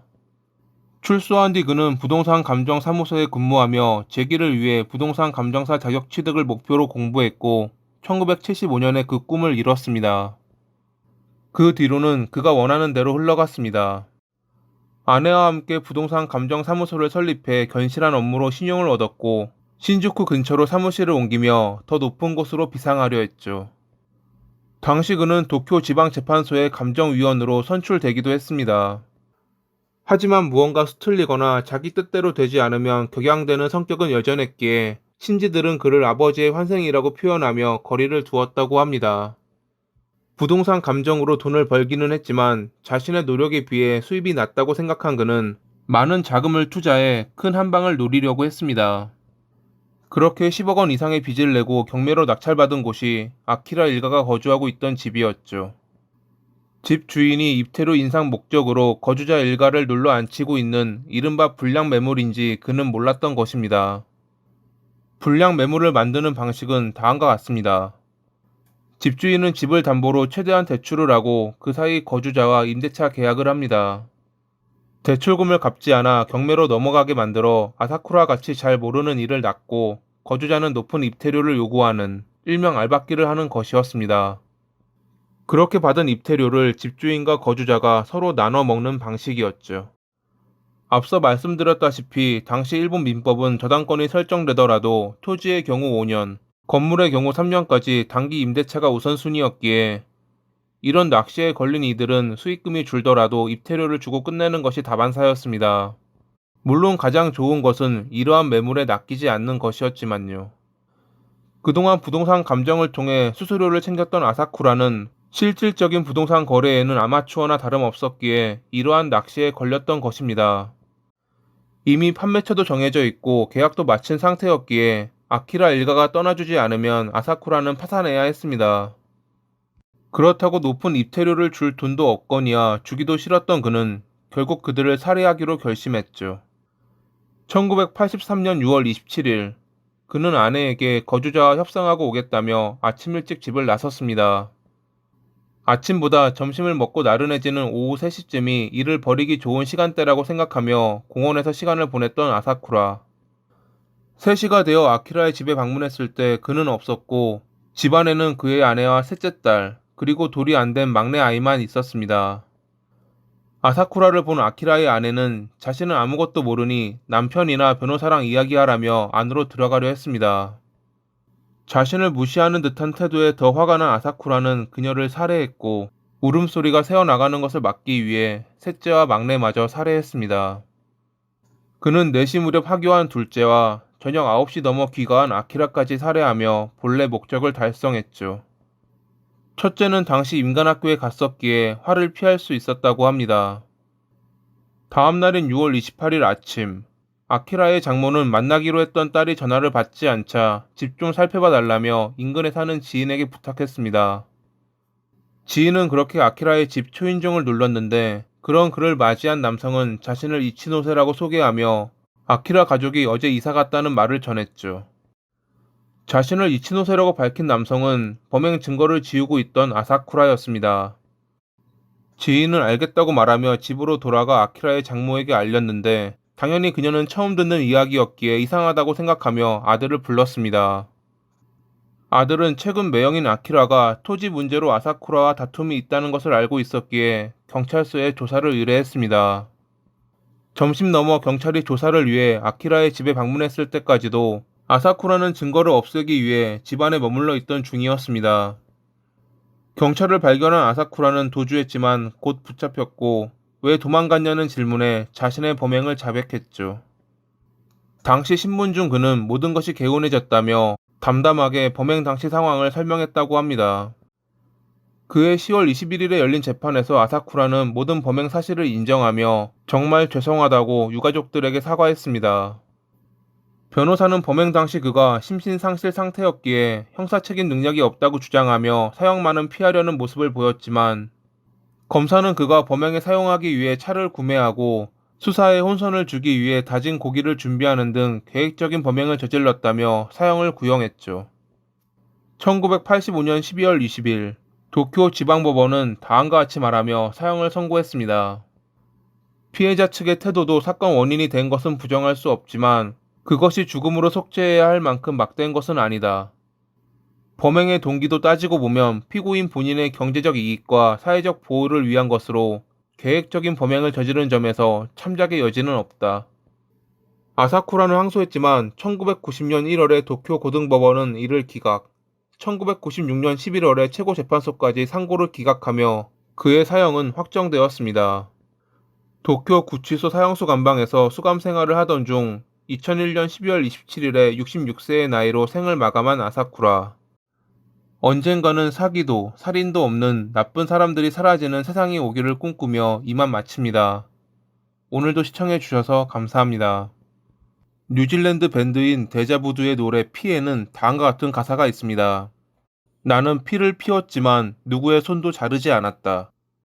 이들이 말한 피란 메담페타민이라는 마약을 가리키는 것으로 싸고 중독성이 강하기에 어떤 이들은 죽기 좋은 1순위 마약이라고 표현하기도 했습니다. 전쟁 당시 군인들이 사용하던 메담페타민 브랜드 페르비틴에서 따왔다는 피. 이 노래에서 왜 그들은 누구의 손도 자르지 않았다고 이야기했을까요? 그것은 피를 복용한 뒤 사람들을 공격했던 안토니 딕슨이라는 나쁜 사람의 범행을 언급한 것이었습니다.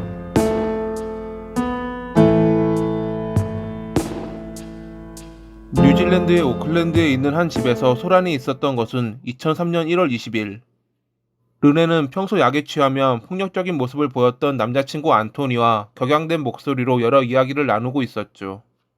1990년에 마약 반대 운동을 하며 알게 된 둘이었지만 10여 년이 지난 지금 안토니는 마약에 빠져 있었습니다. 게다가 그는 절도 및 강도죄로 150번 이상의 유죄 판결을 받고 14번 이상 수감된 적이 있었던 나쁜 사람이었지만 르네는 그런 그를 사랑했습니다.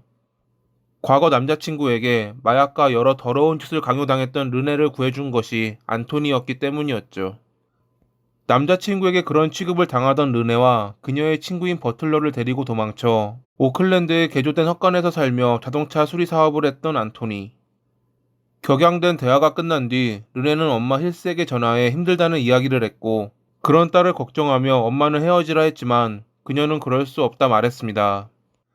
하지만 그렇다고 딸을 내버려 둘 수만도 없는 노릇. 다음날 힐스는 르네를 데리고 심리 상담을 받으며 딸을 설득하려 했는데 그런 모녀의 뒤를 몰래 쫓아오는 한 남성이 있었습니다. 안토니였죠. 쫓아오는 안토니를 발견한 르네는 자신이 그와 이야기를 하겠다며 힐스에게 차를 세워달라 말했습니다. 힐스는 제발 가지 말라며 딸의 손을 잡고 애원했지만 르네는 엄마의 말을 듣지 않고 손을 뿌리쳤습니다. 후에 당시를 떠올리며 힐스는 다음과 같이 말했습니다. 저는 딸에게 죽을지도 모른다고 말했어요. 그냥 제가 그때 느꼈던 감정이 그랬거든요. 하지만 딸은 웃으며 나에게 바보같이 굴지 말라고 했죠. 그러곤 자기가 가야 내가 안전할 거라며 떠났어요. 만약 르네가 엄마의 말을 따랐다면 앞으로 일어날 비극은 없었을지도 모릅니다. 그날 저녁 안토니가 르네와 버틀러를 일본도로 공격한 비극이 말이죠. 당시 그는 마약에 취해 버틀러가 자신을 독살하려 했고 경찰과 잠자리를 가졌다는 등 헛소리를 하며 그녀들을 공격했다고 합니다. 큰 부상을 입은 그녀들을 뒤로하고 차를 훔쳐 하이랜드 파크로 도주했던 그는 기관단총으로 한 남성을 살해한 뒤 또 다른 남성을 인질로 잡고 경찰과 대치했습니다. 11시간의 대치 끝에 결국 경찰에 투항했던 안토니. 이 사건으로 르네는 왼손을 잃었고 버틀러 역시 두 팔에 큰 부상을 입었지만 그녀들은 교도소에 수감된 안토니를 자주 만나러 갔다고 합니다. 전문가들은 그녀들이 안토니에게 보여준 이러한 기이한 충성심에 대해 강한 스트레스를 받는 환경에 속한 사람들이 도망치기보다는 범인과 유대감을 갖는 생존 전략, 즉 스톡홀름 신드롬이라 주장했습니다. 안토니는 평소에도 약에 취하면 자신의 머리에 총구를 대고 내 안에서 나가라는 등 이상한 모습을 보였다고 합니다. 하지만 르네는 자신을 전 남자친구로부터 구해준 그에게 의지하며 엄마의 경고에도 불구하고 그와 함께 있다 결국 큰 봉변을 당하게 된 것이죠. 이것에 대해 르네는 사람은 가끔 잘못된 결정을 하고 나는 그것에 대한 대가를 치른 것이라고 말하며 안토니의 범행을 옹호했다고 합니다. 그건 버틀러 역시 마찬가지였고 그렇기에 그녀들이 재판에서 검찰 측 증인 때 서는 일은 없었습니다. 재판 동안 안토니는 마약에 대한 심신미약과 자신의 정신 이상을 주장했습니다. 르네와 버틀러의 옹호 발언과 그의 정신 이상 주장 때문인지 배심원단은 그녀들의 살인 미수에 관해선 무죄를 판결했습니다. 하지만 납치와 살인죄에 대해선 유죄를 판결받으며 20년 후 가석방 신청이 가능한 종신형을 선고받았던 안토니. 안토니의 항소로 새로운 재판이 열리기도 했지만 결과가 달라지진 않았습니다. 수감 생활 중 동료 죄수를 공격하는 등 여전히 폭력성을 보이던 그는 2009년 2월 4일 저녁에 독방에서 숨진 채 발견됐습니다. 조사 결과 자해로 인한 사망이었다고 합니다. 젊은 시절 마약 반대 운동을 하기도 했지만 아이러니하게도 마약에 빠졌던 안토니. 끝까지 자신의 잘못을 반성하지 않았던 그가 지옥에서 죗값을 받고 있기를 바랍니다. 오늘도 시청해주셔서 감사합니다. 크리스티를 힘들게 한 시련에 대해 정말로 죄송하게 생각합니다. 제가 한 행동에 대해 후회하고 있습니다. 그녀가 나를 용서하는 것이 내가 나를 용서하는 것보다는 빠를 것입니다. 그녀에게 사과할 기회가 주어진다면 그녀의 부모님을 비롯해 피해를 본 다른 이에게도 사과하겠습니다. 아이러니하게도 그녀가 저에게 마지막으로 한 말은 미안하다는 말이었습니다. 그날의 사건이 있고 난 뒤에야 그녀는 내가 얼마나 많은 우울증을 겪었는지, 내가 그녀를 얼마나 필요로 하는지 깨달았고, 그건 저 역시 마찬가지였습니다. 그녀는 제 감정의 탈출구였습니다.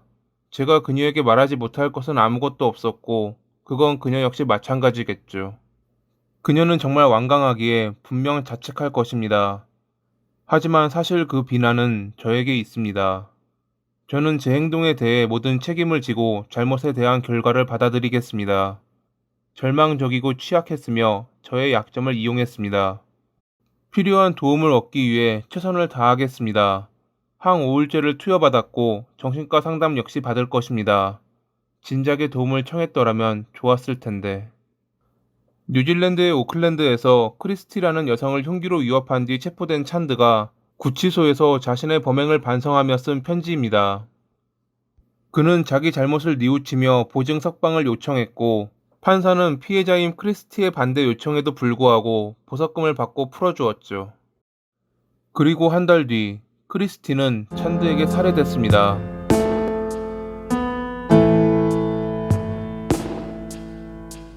크리스티와 찬드는 초등학교 동창이긴 했지만 그리 접점은 없는 얼굴만 아는 사이였습니다. 그런 둘이 다시 만나게 된 것은 2010년 9월 오클랜드 노스쇼어의 한 가게에서 우연히 함께 일하게 됐던 그들. 둘은 친해졌지만 남녀의 관계나 친구라기보다는 크리스티가 정서적으로 문제가 있던 찬드를 챙겨주는 그런 관계였습니다.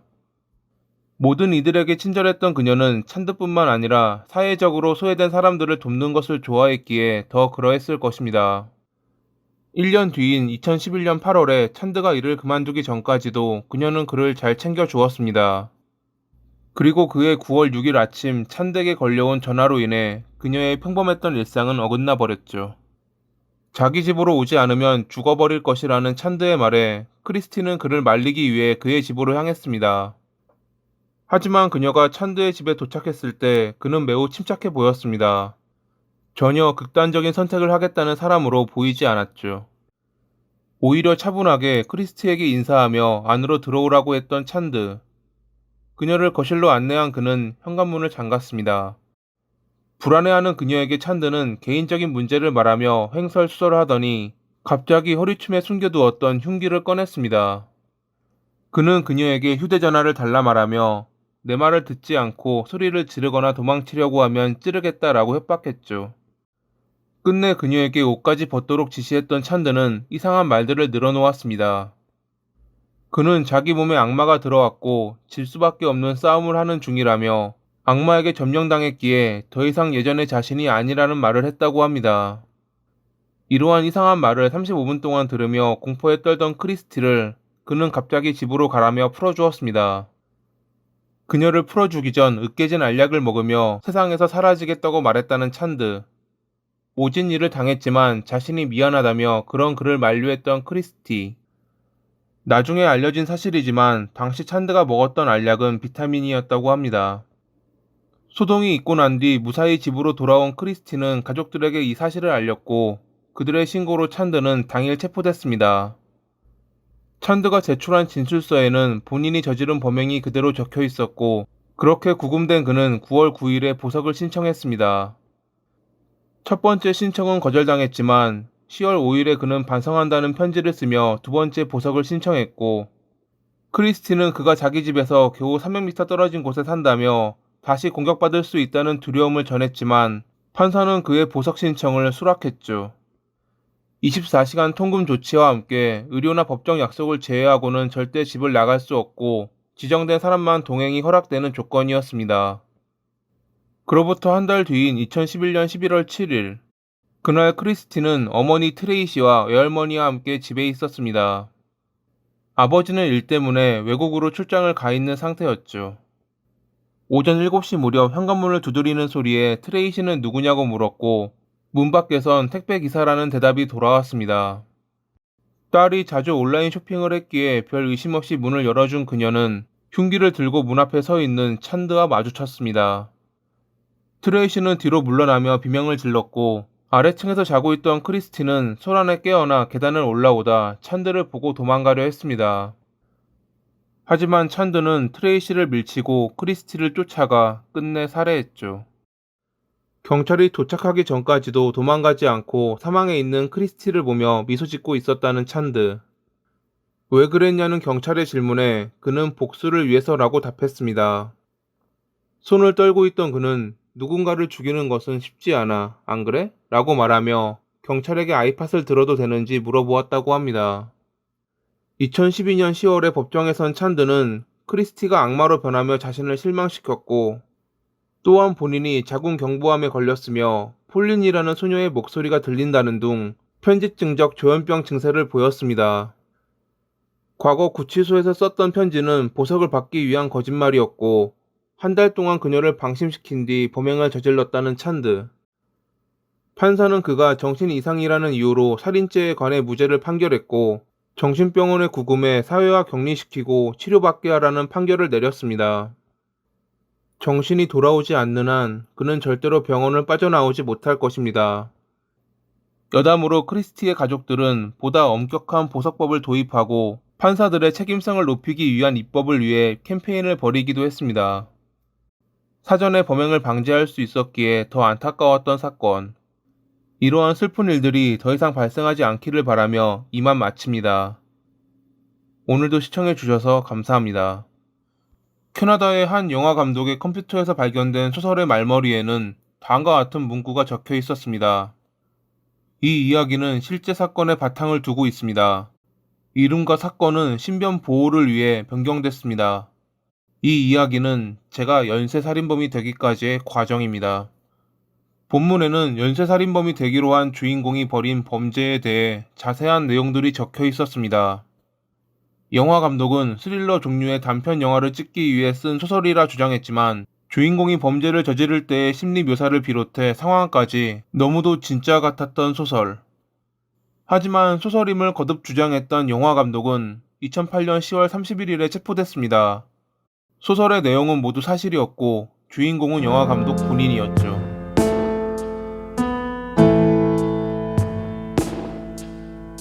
2008년 10월 10일 캐나다 에드먼턴에 사는 존은 친구 데일과 이야기를 나누고 있었습니다.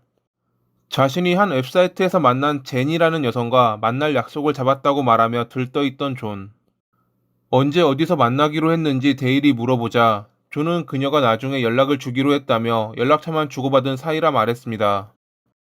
인터넷 만남은 위험하다는 것을 알기에 데일은 존을 말렸지만 이미 기대감에 부풀어 있던 그는 전혀 친구의 말을 듣지 않았죠.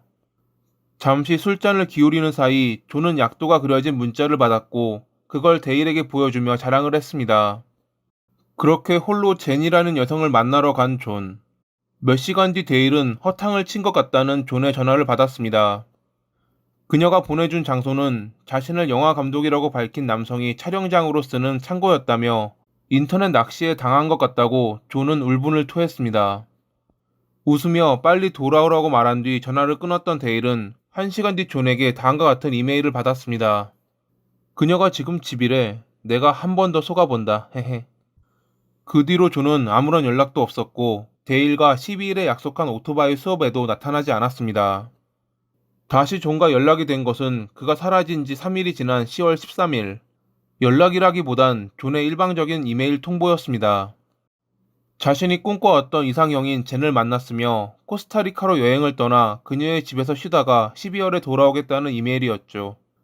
이러한 내용의 이메일은 존의 여러 친구에게 보내졌는데 그들은 존의 말투가 이상하다는 것을 눈치챘습니다. 평상시 존은 친구들에게 편한, 가벼운 말투로 이메일을 보냈는데 이번 이메일은 격식을 차린 말투였던 것입니다. 심지어 존이 항상 선샤인이라고 불렀던 친구에게도 그저 무뚝뚝하게 이름으로 부른 것을 알게 된 친구들은 입을 모아 말했습니다. 이메일을 보낸 이는 절대 존이 아니라고요. 존이 이메일을 통해 직장에 사직서를 보냈지만 퇴직금을 어디로 보내야 할지 묻는 답변에는 어떠한 응답도 하지 않았다는 것을 알게 된 친구들. 그로부터 며칠 후 존의 메신저에는 천국으로 가는 편도표를 구했고 난 절대 돌아오지 않아 라는 상태 메시지가 올라와 있었다고 합니다.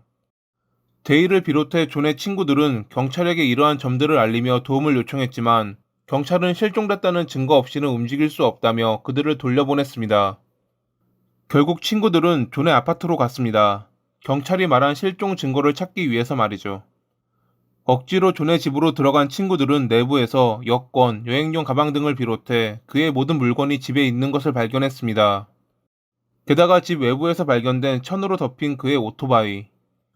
존이 출장이라도 가는 날에는 데일에게 맡기고 나서야 안심하며 떠났다는 그가 매우 아꼈던 오토바이가 그대로 방치돼 있었습니다. 이러한 내용을 다시 경찰에 알리자 그제서야 그들은 움직이기 시작했다고 합니다. 존이 붉은색 마츠다 차량을 몰고 인터넷에서 알게 된 제니라는 여성을 만나러 간 뒤 갑자기 코스타리카로 떠난다는 메일을 보냈다는 친구들의 증언에 경찰은 공항으로 향했지만 조사 결과 코스타리카로 떠난 승객 명단 어디에도 그의 이름은 발견되지 않았습니다.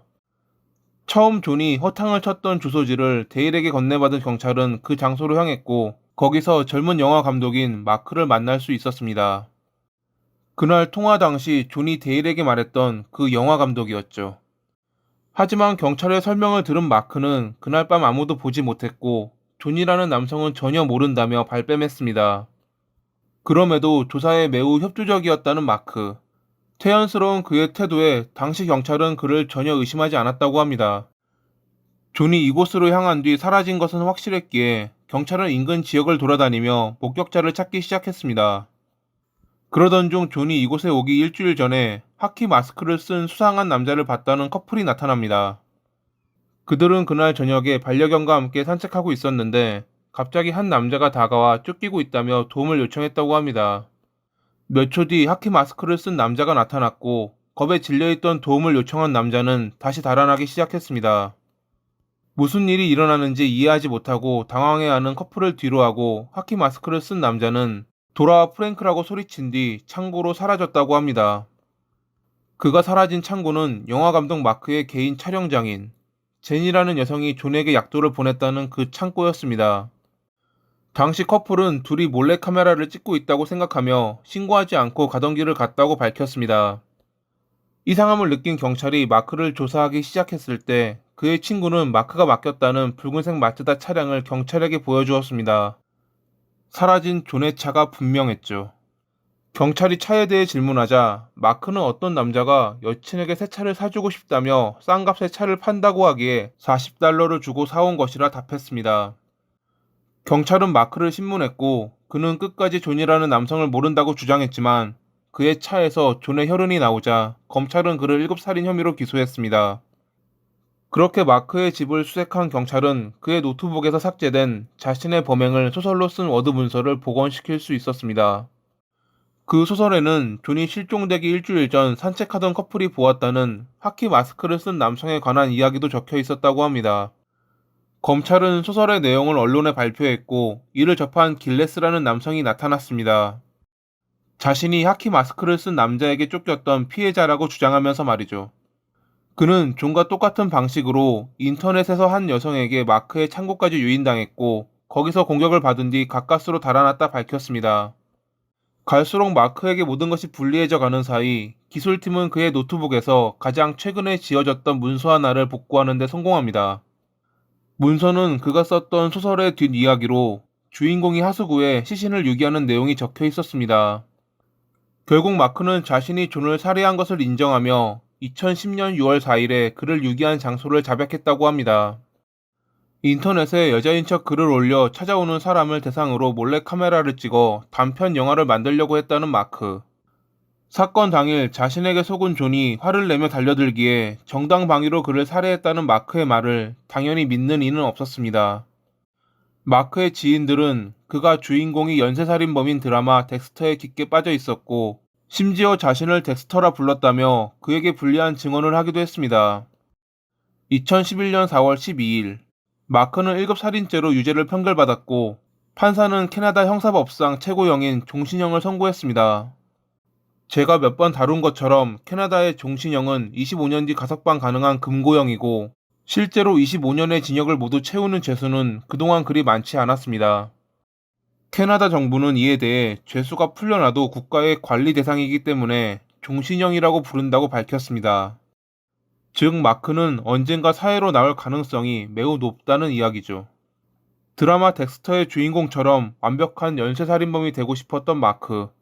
그가 만약 풀려난다면 그의 바람이 이뤄질지도 모르겠습니다. 그러한 일이 절대 일어나지 않도록 캐나다의 법률이 더 강화되기를 바라며 이만 글을 마칩니다. 오늘도 시청해주셔서 감사합니다. 사이비. 겉으로는 비슷해 보이지만 근본적으로는 그렇지 않다라는 뜻의 이 단어는 보편적으로 신흥 종교 중에서 사회에 해악을 끼치는 종교를 뜻합니다. 이단과 사이비를 혼동하는 경우가 있지만 이단은 배타적인 시각에서 자신의 신앙과 일치하지 않는 다른 신앙을 말하고 사이비는 종교의 겉모습을 하고 신도들의 돈을 빼앗거나 사기를 치는 등 반사회적 행동을 하는 범죄 집단을 의미하죠.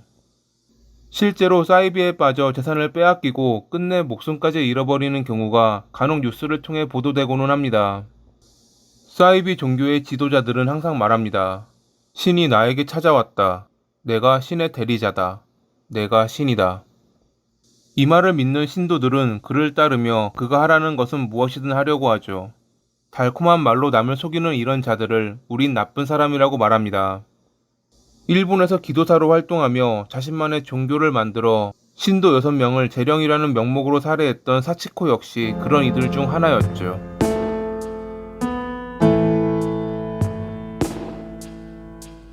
1947년 8월 21일에 일본 후쿠시마현 스카가와시에서 읍위원인 아버지와 가정주부인 어머니 밑에서 태어난 사치코. 사치코가 4살이 되던 해에 아버지가 돌아가셨지만 그녀는 엇나가지 않고 평범하게 자랐습니다. 학창시절 친구들은 그녀를 점잖고 조용하며 눈에 띄지 않는 타입이라고 기억했죠. 어머니의 반대가 있었지만 그녀는 고등학교 때 교제한 남성과 20살에 결혼했고 아들과 딸을 낳으며 행복한 가정을 꾸렸다고 합니다. 그런 그녀의 행복에 서서히 금이 가기 시작한 것은 작업 중 남편이 사고로 허리를 다치면서부터였습니다. 허리 디스크가 심해 좀처럼 일을 나갈 수 없었던 남편은 도박에 빠졌고 모아둔 돈뿐만 아니라 빚까지 내며 도박판을 돌아다녔습니다. 이 때문에 사치코는 항상 빚쟁이들에게 시달려야 했습니다. 그녀는 화장품 판매원으로 실적도 좋았지만 남편의 빚은 갈수록 늘어났습니다. 그래서 그녀는 부업을 하며 돈을 더 모아야 했죠. 이 시기였습니다. 몸도 마음도 지친 그녀가 한 사이비 종교에 들어간 것이. 여타 다른 사람과 다를 바 없이 그녀 또한 사이비 종교가 위험하다는 것을 머리로는 알고 있었습니다.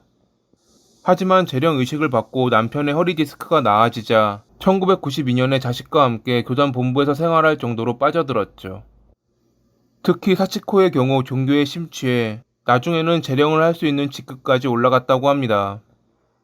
사람들이 가진 병은 귀신에 의한 것이니 귀신을 쫓아내면 모든 병을 치료할 수 있다고 믿었던 사치코.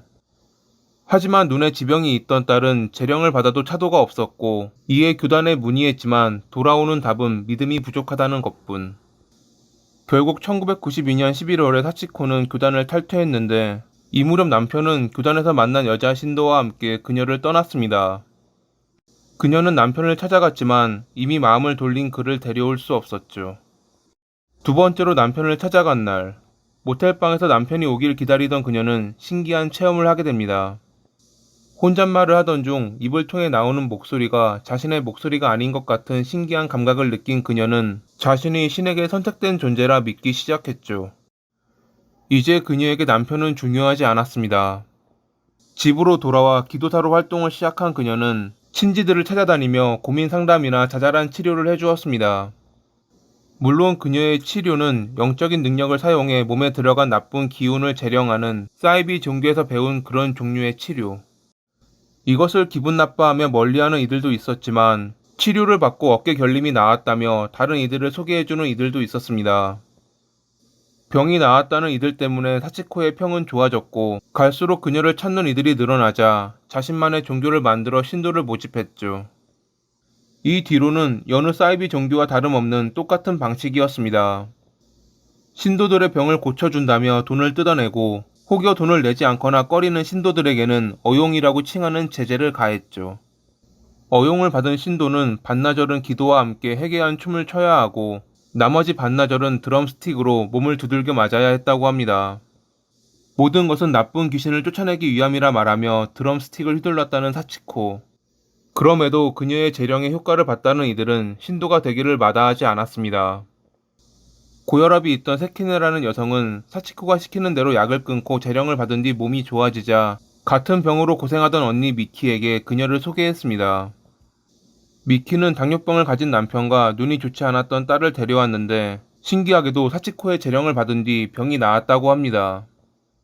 주변 사람들은 다 우연의 일치일 뿐이라고 했지만 직접 효과를 보았던 그들의 귀에는 들어오지 않았죠.